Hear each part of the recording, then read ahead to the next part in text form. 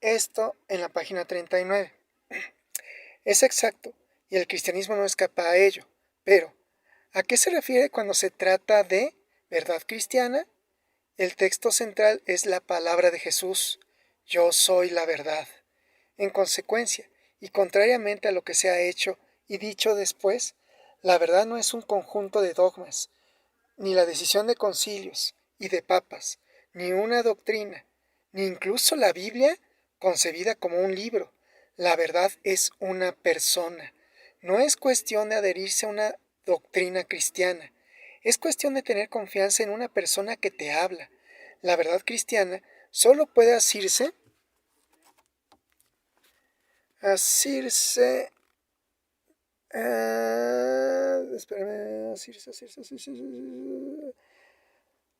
entenderse, recibirse en y por la forma y la fe, por la y la perdón, y por la fe me altera la forma.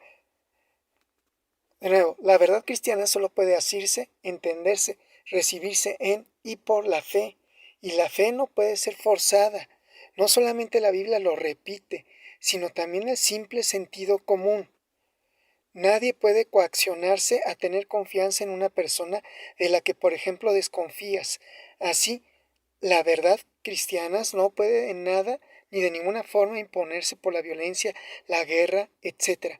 Sin embargo, Pablo desconfía ya de lo que en efecto iba a suceder cuando da el consejo: practiquen la verdad en el amor. Se trata de practicar la verdad y no de adoptar un sistema de pensamiento, lo que quiere decir: siga a Jesús, o mejor, imita a Jesús, pero esta verdad podría también ser exclusiva, por lo tanto, es necesario sostener esa forma de verdad en el amor, lo que es muy difícil, tanto que constatamos una oscilación permanente en el curso de la historia de las iglesias. Tan pronto se afirmaba la verdad sin amor al prójimo, restricciones, etc., pero que de repente refiere la palabra constricciones a restricciones. Es algo que uno aprende en la física, que la palabra constricción a veces es mejor traducirle como restricción. Como se colocaba por encima de todo y se despreciaban completamente hasta los simples evangelios.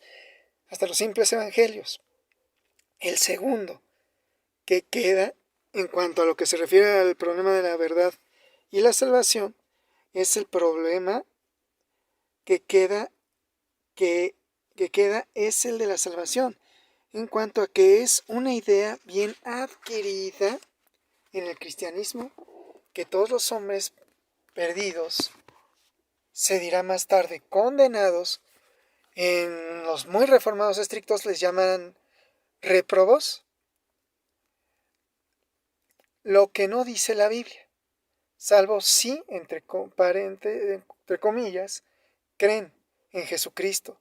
En consecuencia, para salvarlos es necesario, y aquí también la cuestión se vuelve grave, anunciarles primero la salvación de Jesucristo. Sí, pero si no quieren creer en ella, pregunta Elul. Entonces se llegó progresivamente a la idea de obligarlos. Esto en algunas iglesias, sobre todo las iglesias gedosianas, a veces cuando te recomiendan llevar a gente que no quiere ir a los encuentros, en decirles oblígalos a entrar, y lo repiten en algunas partes de los evangelios, tratando de sacar de fuera el contexto de lo que Jesús quiere decir en cuanto a oblígalos a entrar. A eso corresponden también empresas como las de Carlos Magno, luego las conquistas como las de Perú, etc.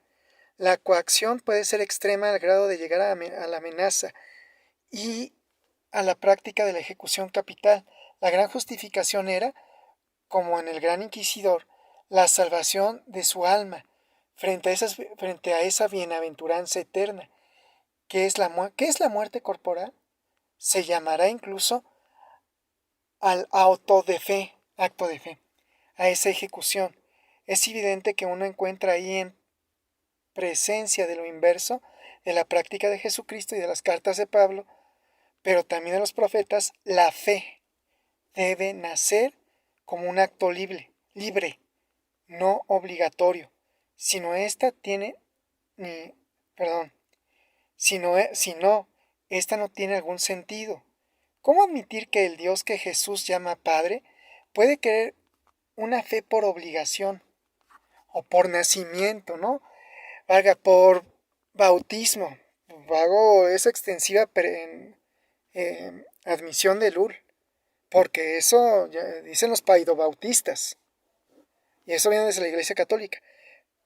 En cuanto a esta reflexión, en consecuencia, en todas esas críticas a la cristiandad y al cristianismo, es muy claro que para un cristianismo que trata de ser fiel a la Biblia, los anarquistas han tenido absoluta razón al denunciar esas acciones, esas prácticas, esa política de violencia, de coacción y de guerra. Viene al fin la segunda crítica de Jacques Ellul. La segunda crítica en el plano histórico es cercana a la anterior. Se trata de la colusión con el Estado a partir de Constantino y de su conversión, de la que después de una veintena de años los historiadores serios dudan que haya sido sincera, viendo en ella un puro acto político, diría Ellul, para siendo un salto contextual y siendo un poco anacrónicos, publicitario. El Estado será cristiano, la Iglesia recibirá grandes beneficios, el Estado le ayudará a exigir a la gente que se vuelva cristiana, derramará subvenciones políticas, dará estatus privilegiados a los clérigos, etc.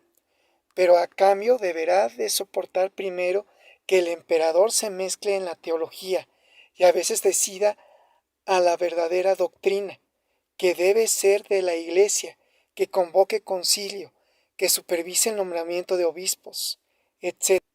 Pero a cambio deberá de soportar, ya dijimos eso, después de sostener al Estado, la alianza del trono y el altar no data de la restauración, sino del siglo V.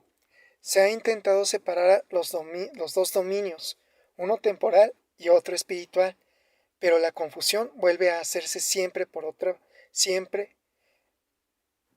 otra parte, como lo dije anteriormente.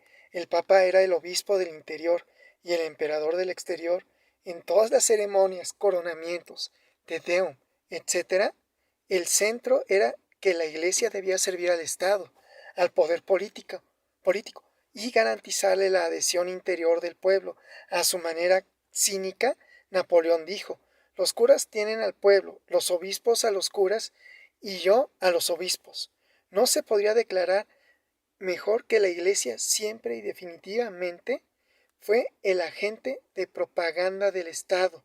Por otra parte, la obediencia al poder formaba parte de los deberes cristianos. El rey había sido nombrado por Dios. No obstante que hubiera habido muchas disensiones en esta formulación. Por lo tanto, desobedecer al rey era desobedecer a Dios. Es un énfasis súper recalcitrante de Romanos 13. No hay, sin embargo, que generalizar. Lo que acabo de recordar es la doctrina oficial, la de la alta clerecía, o de los clérigos, ¿no? Y de la dirección de las iglesias, y de hecho también de la iglesia ortodoxa y de la iglesia luterana. Pero en la base, en la pequeña clerecía, en el bajo clero, es mucho menos seguro. En el periodo que conozco bien, los siglos XIV y XV, en la mayor parte de los números de los motines campesinos, los curas marchaban como elementos revolucionarios junto con los parroquianos y frecuentemente encabezaban la revuelta. Esto por lo general terminaba en masacre. ¿Las cosas han cambiado desde que pasamos a los sistemas democráticos? Mucho menos de lo que se imagina. La idea central sigue siendo que el poder viene de Dios. Por lo tanto, también el Estado democrático. Lo curioso es que una fórmula muy antigua, desde el siglo IX, algunos teólogos decían: hominis potestas ad Deu per populum, Todo poder viene de Dios a través del pueblo, pero evidentemente esto no conducía directamente a la democracia. En las democracias, entre comillas, cristianas, fin del comillado, es evidente que la alianza es semejante, aunque con menos ventajas para la Iglesia. En las democracias laicas teóricamente hay separación completa, pero es inexacto. Ahí la Iglesia manifiesta su incertidumbre en el plano teológico. La Iglesia ha sido monárquica bajo los reyes. Se volvió imperialismo bajo Napoleón para convertirse en republicana, con un poco de retrasos y con algunos conflictos en la Iglesia católica, pero sin ninguna duda en la Iglesia protestante. Bajo la República lo mejor es que se volvió marxista en algunos países comunistas. No se asombren, en Hungría y en Checoslovaquia, las iglesias reformadas, como Hromadka y Brensky, se volvieron abiertamente comunistas.